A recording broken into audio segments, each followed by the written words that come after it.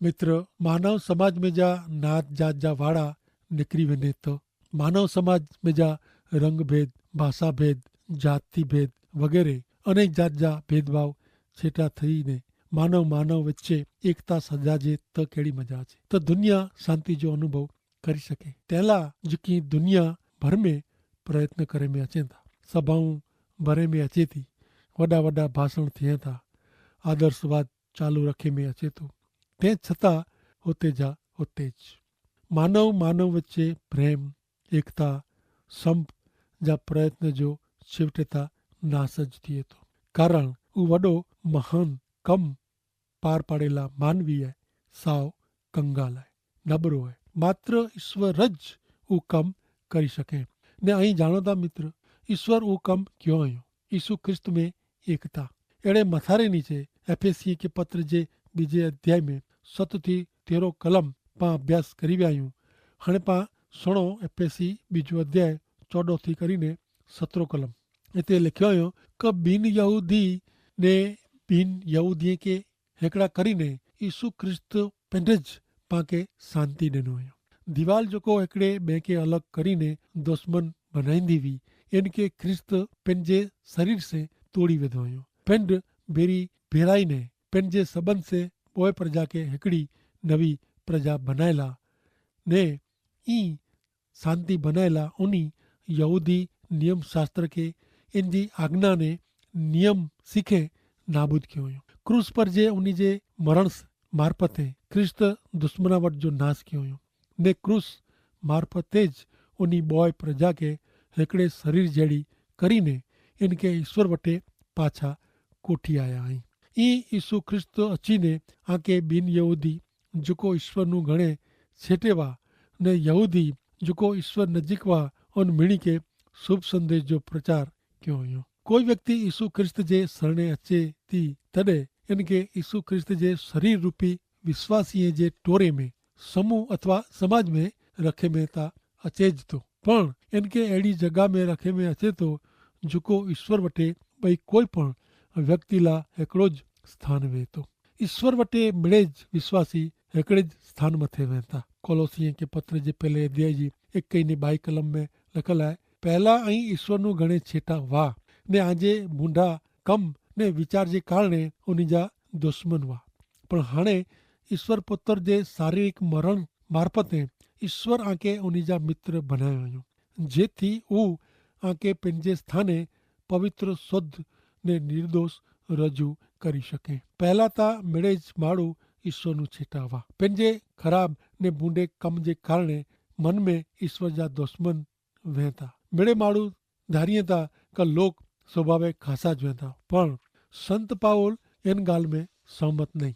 संत पाउल चेता हिक्यार पा मिड़े ज ईश्वर जा वैरी वा, दुश्मन वासी, पण ख्रिस्त जे मरण से पाके पाप जी माफी मिले थी, पंहिंजा पाप छेटा थिया आहिनि, माफ़ी मिले थी, पाके सजा में जा मुक्ति मिली है, छुटकारो थियो है मित्र। ई पंहिंजो ईश्वर से समाधान थियो है। एफएसी बीजो अध्याय ने 13वीं कलम में एतिरे चवनि था कि ख्रिस्त यीशु जे सबंध जे कारणे ऐं जेको पहला गणे छेटा हुआ उन्ही के ख्रिस्त जे मरण मार्फते नजीक कोठी अचे में आया आई। मित्र, ज ऐं ईश्वर वटे अचेला मंगदा वो तो ईश्वर जो स्वीकार करेला तैयार आई। मानव जात ला ईश्वर तरफ से संदेशो देने में आयो है। उता ऊ क यीशु ख्रिस्त के आजा मित्र बनेला ड्यो।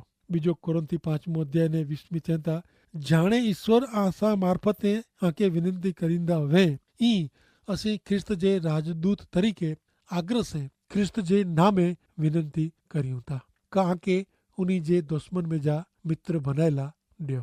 पा एतरे को हरेक विश्वासी ख्रिस्त जा शिष्य ने ईश्वर जा प्रवक्ता पृथ्वी ते उन्हीं जा प्रतिनिधि आहियूं। ईश्वर पंहिंजो समाधान फक्त पा पूरतो ज नाहे कयो, पण पंहिंजी साक्षी से ॿिया पण ईश्वर जा विश्वासु बने ने ईश्वर भेरा समाधान में अचे ऊ नेरणो जरूरी बने थो। राजा जा प्रतिनिधि थियणो, एलची थियणो ऊ मानवारी वॾी ॻाल्हि आहे ने वॾी जवाबदारी पण आहे। राजा जा राजा ने यीशु ख्रिस्त जा प्रतिनिधि एलची थियणो ऊ मिणीनु वॾी मानवारी ने कीमती बाबत आहे। भले पोइ उहो ग़रीब वे कि साहूकार, भणल वे का अभण हरेक ख्रिस्त जा प्रतिनिधि है ने पंहिंजो कम मिणी के जणाइजो है, शुभ संदेश ॾिनिजो है, सत्य वताइणो है, ईश्वर भेरा समाधान कर्यो। बई रीते पां चऊं तो ईश्वर पुत्र यीशु ख्रिस्त में अचो, विश्वास कर्यो, क्रूस ते पंहिंजे मरण से ईश्वर भेरो माड़ूला समाधान कयो आहियो, क्रूस ते पंहिंजे मरण से ईश्वर भेरो माड़ूला समाधान कयो आहियो, उहो स्वीकारी गिनो। प्रिय मित्र, जो ऐं ईश्वर से समाधान कर्यो, मेल मिलाप कर्यो तो आके हिकिड़े नवे समूह में स्थान मिले थो। विश्वासीअ जो समाज में ऐं यहूदीअ जो क नयो अहिड़ो कीअं भेदभाव रखंदो न, आंजी चमड़ी जो रंग कीअं भेदभाव रखी सघंदो न। यीशु ख्रिस्त में मिड़ेज हिकिड़ा आहिनि न हिकिड़े स्थान में ऐं हिन कलम में पाण यीशु ख्रिस्त जे गौरवी व्यक्तित्व जो दर्शन कराए में अचे थो। यीशु ख्रिस्त पंहिंजे क्रूस मार्फते शांति करायो ऐं उपरांत उन ते विश्वास रखंदड़ खे उन में स्थान ॾियण में आयो आहे ने नया करे में अचनि था, उन जो नव सृजन करे में अचे थो, એટલે કે નવી ઉત્પત્તિ બનાવી में अचे थी, मिणी के हिकिड़े स्थाने रखे में अचनि था, कोई उच्च न आहे कोई नीचो न आहे। संत पाउल एतिरे ज कोरिन्थी लोक खे लिखियो हो, पहलो कोरिन्थीअ के पत्र जे 10वें अध्याय जी 32वीं कलम में लिखल आहे, आंजो जीवन अहिड़ो रखो क यहूदी बिन यहूदी क ईश्वर जे समाज में कीअं नुक़सान न थिए। ईश्वर जो समाज मंडल उता बदलाण वारा लोक आहिनि, ईश्वर मिणी के ऊचे स्थाने कोठी विया आहिनि ने हुते मिड़े सरखा आहिनि, पण यहूदी लोक के बिन यहूदी लोक जे स्थाने नीचे उतारे में आया, कारण यहूदी ने बिन यहूदी बॉय प्रकार जा लोक हिकिड़े ज स्थाने आहिनि ने हिकिड़ी ज हालत में आहिनि, एतिरे का पापी हालत में। हिकिड़े अर्थ में नेरियूं त घणे पापी तरीक़े पां हिकिड़े ॿिए जा भाज आहियूं, मिड़े ज पहलो मानव पतित आदम जा संतान आहियूं, रोमन 3 अध्याय ने 9वीं कलम प्रमाणे। त पोइ पां यहूदी बिन यहूदी करता कोई ख़ासी हालत में आहियूं न, जरा पण न। अगाऊ आऊं सम्झायो आहे ई यहूदी का ग्रीक मिड़े पाप जी सत्ता नीचे आई। अॻियां 10वीं कलम में चए था कोई न्याय न आहे, हिकिड़ो पण न, पां मिड़े ज हिन परिस्थिति में आहियूं। हाणे यहूदी ने बिन यहूदी बॉय प्रकार जा लोक जॾहिं पापी तरीक़े प्रभु यीशु ख्रिस्त जे शरणे अचनि था तॾहिं इन जो नओं सर्जन थिए थो, એટલે કે માળો સજો નવો બની વञे थो।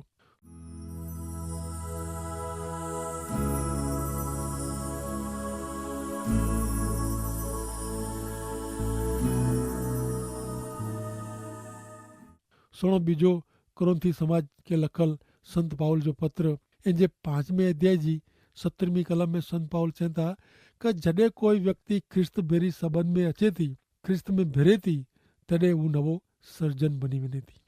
झुनो हलियो वियो आहे ने नवो आयो आहे। ही मिड़े ईश्वर जो कमु आहे। यादि रखो मित्र, जॾहिं कोई पण व्यक्ति प्रभु यीशु ख्रिस्त भेरी संबंध में अचे थी तॾहिं हू नवो सर्जन बने थी ने झुनो हलियो वियो आहे ने नवो आयो आहे। ही मिड़े ईश्वर जो कमु आहे, पंहिंजो न। ॿिए किथे पण पां सुणो नथा का व्यक्ति नवो सर्जन बनी वञे, नवी उत्पत्ति बनी वञे, पर जॾहिं व्यक्ति ख्रिस्त में वहे थी अचे थी तॾहिं हू स्त्री का पुरुष नवी उत्पत्ति बनी ज वञे थी। पंहिंजो झूनो मन वीचार मरी वञे था ने नवो मन ने नवा वीचार जन्मे था। जो पां ख्रिस्त में हूंदासीं तो ख्रिस्त पां में हूंदा ने पां में पवित्र आत्मा रहंदो, तंहिंसे नवी उत्पत्ति पां थींदासीं। करो मित्र, ऐं नवी उत्पत्ति नवो सर्जन थियला मङो था तो प्रभु यीशु ख्रिस्त वटि अचो। ख्रिस्त में रहणो एतिरे उन्ही में विश्वास रखणो, उन्ही जी आज्ञा जो अमल करणो, प्रेम रखणो, जीवन में प्रभु मञणा। जी ॾारी झाड़ में वेह थी ती पाके ख्रिस्त में हुअणु खपे। नवी उत्पत्ति प्रमाणे पाके ख्रिस्त में हुअणु खपे ने जब पां नवी उत्पत्ति प्रमाणे ख्रिस्त में वहूं तो इन जो अर्थ अहिड़ो थिए कि पंहिंजी झूनी आदतूं पाप वारी इच्छाऊं छेटी थी वई आहे। जेको झुनो वो हू छेटो थियो आहे ने नहरियो हू नवो थियो आहे। जो ही ईश्वर से समाधान कर्यो, मेल मिलाप कर्यो तो आके हिकिड़े नवे समाज जे टोरे में स्थान मिलंदो। विश्वासीअ जो समाज ने ऐं यहूदी आयो का ॿिनि यहूदी इनसे कीअं भेदभाव रहंदो न, आंजी चमड़ी जो रंग कीअं भेदभाव करी सघंदो न। यीशु ख्रिस्त में ता मिड़ेज हिकिड़ा आहिनि ने हिकिड़ा ज स्थाने रहंदा। हिकु कलम में पाके यीशु ख्रिस्त जे गौरवी व्यक्तित्व जो दर्शन कराए में अचे थो। यीशु ख्रिस्त पंहिंजे क्रूस मार्फते शांति करायो, इन उपरांत उन्हीं ते विश्वास करींदड़ खे उन्हीं में स्थान ॾियण में आयो आहे। उन्हीं के नवा करे में अचनि था, उन्हीं जो नव सर्जन करे में अचे थो, ॿिनी खे हिकिड़े स्थान में रखे में अचनि था। कोई नंढो का कोई वॾो न, मिड़े सरखा। इन रीते उहे नवा मानवी बनीने हिकिड़ा ने हिकिड़े सरखा बने था। यीशु ख्रिस्त जो शरीर बने था। ईश्वर पवित्र आत्मा जो मंदिर बने था। ईश्वर जे अहिड़े मंदिर में कोई भेदभाव न आहे, कोई नात जात जा वाड़ा नहीं। यीशु ख्रिस्त जो क्रूस कोई पण वाड़ा भेदभाव दीवाल के टिपी वञे थो। प्रेसित संत पाउल 18वीं कलम में अॻियां चवनि था, 2 अध्याय ने 18वीं कलम में क ख्रिस्त मार्फत तेज पा मिड़े यहूदी ने बिन यहूदी हिकिड़े ज पवित्र आत्मा से ईश्वर पिता जी हाजिरी में अचूं था। ख्रिस्त मार्फत तेज पा मिड़े ईश्वर पिता जी हाजिरी में अचूं था। ही नंढी कलम केतिरी वॾी ॻाल्हि ॼणाए थी मित्र। उहो ई न रहियो, उहो नंढे अणु जहिड़ी आहे। इनमें त्रिएकी ईश्वर जे त्रय व्यक्तित्व जो समावेश थियो आहे। यीशु ख्रिस्त जे क्रूस वटे यहूदी ने बिन यहूदी बॉय पापी जे हिकिड़े ज स्थाने वहनि था। यीशु ख्रिस्त मार्फते ॿोए प्रकार जे लोक खे ईश्वर वटे वञण जी सरखी तक मिले थी। हर एक मानवी लाइ उहो हिकिड़ो अनमोल ने गौरवी हक़ आहे। रोमन जे 5वें अध्याय में संत पाउल इन विषय चौखट करींदा कि यीशु ख्रिस्त पर जे विश्वास से मिले तो उहो उद्धार जो लाभ हर एक मानवी लाइ आहे। ईश्वर वटे वञण लाइ कोई पण मानवी खे पंहिंजा मुक्तिदाता तरीक़े स्वीकारे पोइ विश्वासी जेतिरो ज हक़ आहे। एफेसियन के पत्र जे 3 अध्याय जी 12वीं कलम में चवनि था कि उन्हीं बेरी संगत जे कारणे ने उन्हीं पर जे पंहिंजे विश्वास से संपूर्ण खातिरी से ईश्वर जी हाजिरी में वञण जी पांखे स्वतंत्रता आहे। उन्हीं बेरी संगत से ने उन्हीं पर जे पंहिंजे विश्वास से संपूर्ण खातिरी से ईश्वर जी हाजिरी में वञण जी पांखे स्वतंत्रता आहे। उन्हीं बेरी संगत जे कारणे એટલે પ્રભુ ઈસુ ખ્રિસ્ત બેરી સંગત જે કારણે ને વિશ્વાસ છે પા ઈશ્વર जी हाजिरी में अची सघूं था। भले हाणे पाण एफएसी के पत्र जे 2 अध्याय जी 19 ने 20वीं कलम सुनो। ई ऐं बिन यहूदी हाणे परदेसी पारका रहिया न आहियो ऐं ईश्वर जे लोक भेरा हिकिड़े शहर जा नागरिक आहियो ने ईश्वर जे कुटुंब जा सभ्य आहियो। प्रेसित ने ईश्वर जे संदेश वाग जो विझल पायो जंहिंजे खूणे जो मूर पत्थर यीशु ख्रिस्त आई इन ते आंजो चणतर थियो आहे। प्रसिद्ध संत पाउल बिन यहूदी विश्वासीअ खे यादि ॾियाराइनि था कि उहे पारका वाह ने ईश्वर वग़ैर जा हुआ, तंहिं छतां उन जी हैवत जी हालत कल्पना में न अचे अहिड़ी सुधरी वई आहे। हू हाणे पारका का परदेसी रहिया नहीं, हू त हाणे संत भेरा ईश्वर जे लोक भेरा भिरी विया आहिनि। हू हाणे हिकिड़े कुटुंब जा सभ्य बनिया आहिनि, हिकिड़े ॿिए जा स्नेही सभ्य बनिया आहिनि। हू ईश्वर जा वाला संतान बनिया आहिनि। पहलो योहान जो पत्र 2 अध्याय ने 12वीं कलम में इन विषय चवनि था कि मुंहिंजा छोकिराऊं आवां खे लिखां थो कारण ख्रिस्त जे ना जे कारणे आंजे पाप जी माफ़ी ॾिने में आ वई आहे। ख्रिस्त जे ना जे कारणे आंजे पाप जी माफ़ी ॾिने में आ वई आहे। हाणे 19वीं कलम में जणावेल नागरिक हिन पृथ्वी पर जे कोई शहर जो न आहे पर स्वर्ग जो नागरिक आहे। फिलिपी 3:20 में चवनि था कि पां स्वर्ग जा नागरिक आहियूं ने पंहिंजा उद्धारक प्रभु यीशु ख्रिस्त स्वर्ग में जा पंहिंजा अचे इन जी पां वाट नेरी आहियूं। पां स्वर्ग जा नागरिक आहियूं ने पंहिंजा उद्धारक प्रभु यीशु ख्रिस्त स्वर्ग में जा पाछा अचे इन जी पां वाट नेरी रहिया आहियूं। हाणे एफएसी 2 अध्याय ने 20वीं कलम प्रमाणे पंहिंजो चणतर प्रेषित ने संदेश वाग जे विझल पाए ते करे में आयो आहे। उहा बात महत्व जी आहे कि प्रेषित क्यों पायो वेंदो।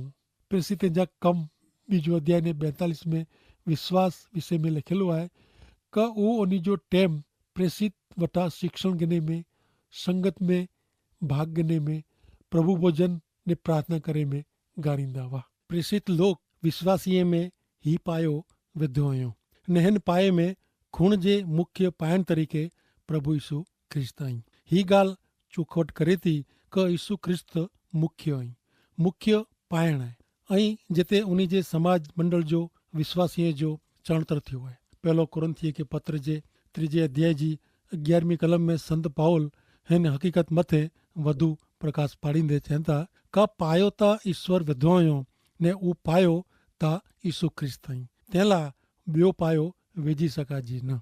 प्रेषित संत पीतर हिन प्रमाणे चवनि था, पहलो पीतर जो पत्र 2 अध्याय 6-8 कलम में लिखल आहे का आऊं कीमती पाइण खे पसंदि कयो आहे ने हाणे आऊं पाए जे मुख्य पाइण तरीक़े सियोन में रखां थो, जेको उन ते विश्वास करींदो उहो कॾहिं निराश थींदो न। ऐं विश्वास करींदड़ लाइ ही पाइण अति कीमती आहे, पण जेको विश्वास करीए नथा उन लाइ त बांधकम करींदड़ जन पाइण जो नकार कयो हो उज मिणीनू अगत्य जो पाइण बनियो आहे। वरी ॿियो हिकिड़ो शास्त्र वचन चए थो लोक के ठोकर खाराईंदड़ पाइण पण ही जाए, उन खे नीचे फुगाईंदड़ पाइण पण ही जाए। वचन ते विश्वास न करे जे कारणे उन ठोकर खाधो हुयो, उन लाइ ईश्वर जी हीज इच्छा हुई। हिते महत्व जी बाबत नोंधे जहिड़ी बाबत उहा आहे कि संत पीतर चवनि था कि यीशु ख्रिस्त पाए जो मूर पाइण आहे, એટલે કે પાયો जो मुख्य पत्थर आहे। इन ते एतिरे प्रभु यीशु ख्रिस्त पर विश्वास करे वारे खे कॾहिं पण ईश्वर वटे सरमाए जो थींदो न। ईश्वर विश्वासीअ जो स्वीकार करींदा, विश्वास करे वारे लाइ उहो कीमती पाइण आहे, पण अविश्वासी लाइ संत पाउल ठोकर रूप चवनि था। विश्वासी लाइ ख्रिस्त तारींदड़ आहे ने अविश्वासी लाइ न्याय चुकाईंदड़ आई। पहलो योहान के पत्र जे 5वें अध्याय जी 22वीं कलम प्रमाणे यहूदी लोग ख्रिस्त जो स्वीकार न कयो, खूण जो मुख्य पत्थर फुगाए ॾिनो। अॼु पण घणे लोग अहिड़ो मञे था, पण घणे यहूदी प्रजा अॼु ख्रिस्त तरफ़ फिरई आहे ने सत्य खे पुठियां हले थी ने इन जी घणे खे स्वीकार न कयो ने मुख्य पत्र जो जेको फुगाए विधो ने फुगाए ॾिनो इन जी ठेस से घणे छणी पिया। पाण पण उन जी आज्ञा न मनो त ठोकर खाईंदासीं ने दोषित ठहरंदासीं। ईश्वर महान ई ने उन पापी मानवी लाइ यीशु ख्रिस्त जी माटे तारण जी व्यवस्था कयो हुयो, જેથી કોઈ પણ વ્યક્તિ પ્રભુ ઈસુ ખ્રિસ્તે વિશ્વાસ કરે ને બચી વને।